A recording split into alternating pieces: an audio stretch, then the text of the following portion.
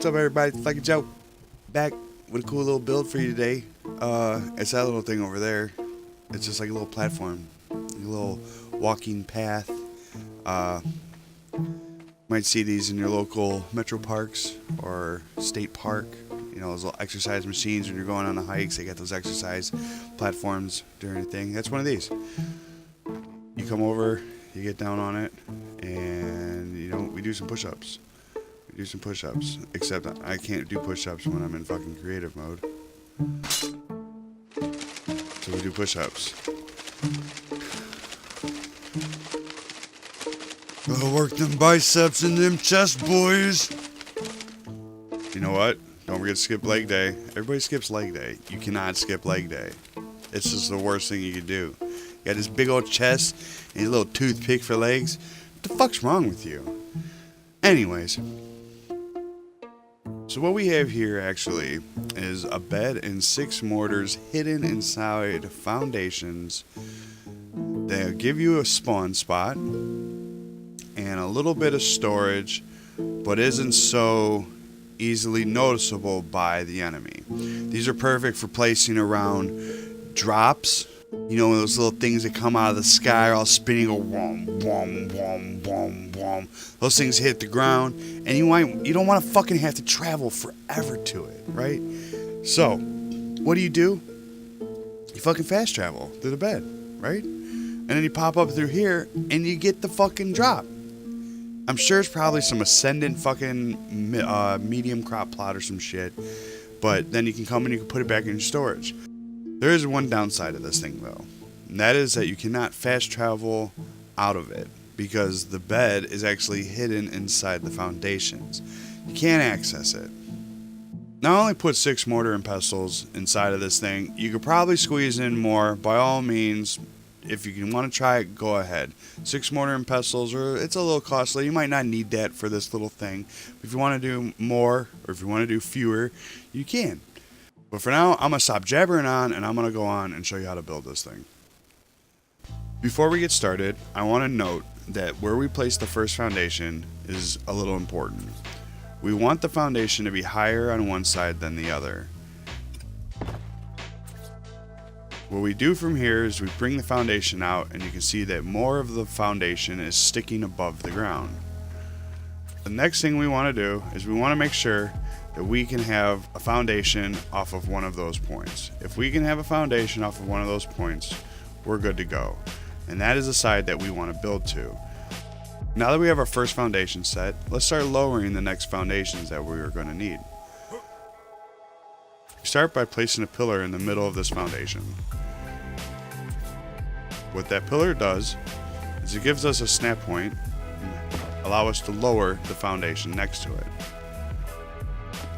Pick that pillar up, place a pillar in the new foundation we just laid, but cycle and get that lower snap point.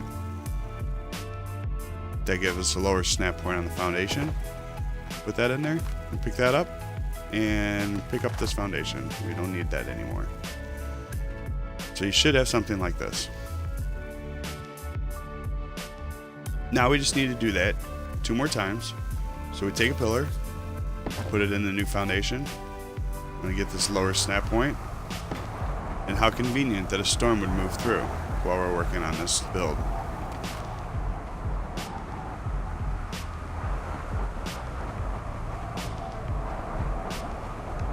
Now, I don't know if you could hear me, but we need to lower it one more time. Get the foundation to its lowest snap point, and then you should have that point there. Pick up the pillar, pick up the new foundation.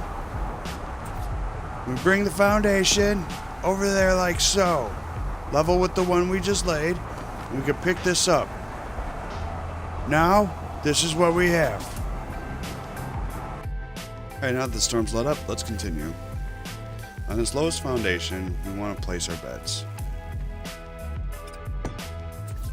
Overlap them to get a few in there. Then, we want to bring the foundation over that's on the left. Connect that, and we can get rid of this one. Now what this foundation does is it allows us to place mortars at a height that we can access them through the top foundation. Place the mortars with the tip of the handles pointing to the left, but don't place them too far to the left or we won't be able to access them once we finish building.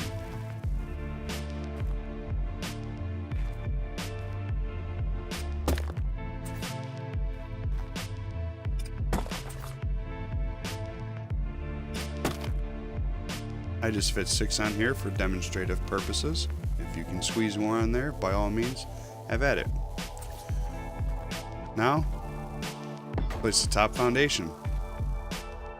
And there you have it. You got 3 beds and 6 mortar and pestles inside the foundations. And in order to get to those and for them to be destroyed, they actually have to break through the first foundation. Next, I recommend getting a spray gun and making some mud-colored paint. There we go.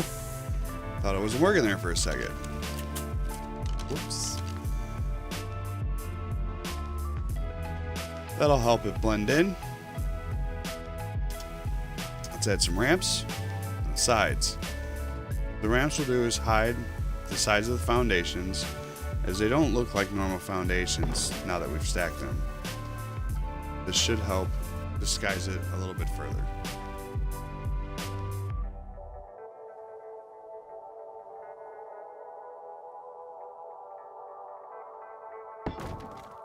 There we go.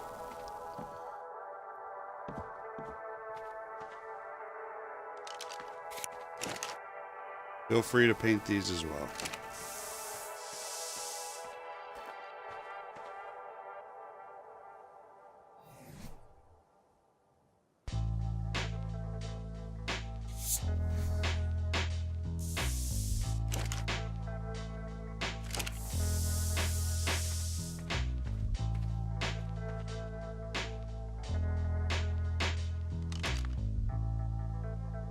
Now that we got them painted, show you.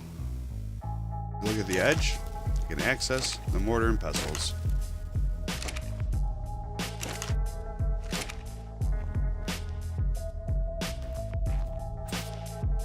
For a final touch, I like to throw in a couple rails. Makes it a little bit more decorative.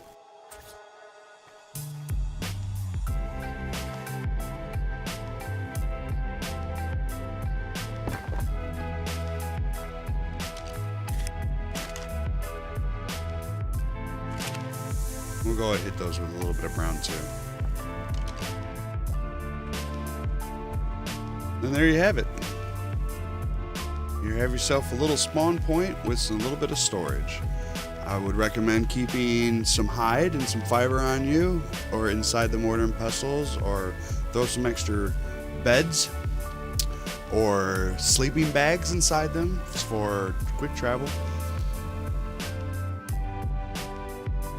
I also recommend adding your own little flair to it. You don't have to build it exactly like this. You could add little variations. This is just how you get the foundation set with the hidden bed and the hidden mortar and pestle. And hopefully you can find a purpose for this. I can think of a few for myself, so hopefully you guys enjoy it. Thank you for checking it out, and I hope you guys have a wonderful day. See ya.